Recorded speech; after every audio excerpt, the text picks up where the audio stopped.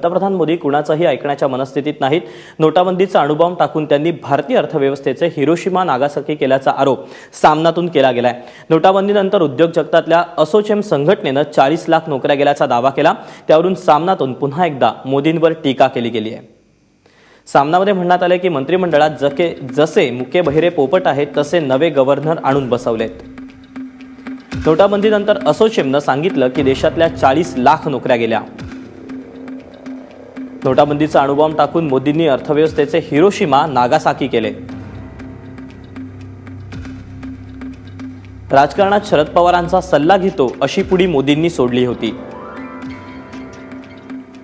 तेव्हापासून पवार अस्वस्थ आहेत आणि जमेल तेव्हा मोदींवर टीका करतायत। अर्थात कोणत्या पवारांवर विश्वास ठेवायचा हा प्रश्न महाराष्ट्राला नेहमीच पडतो। नोटाबंदीचं पवारांनी आधी स्वागत केलं होतं, आता ते हळूहळू टीका करतायत। अशा पद्धतीनं मोदींवर टीका करण्यात आली आहे सामनामधून।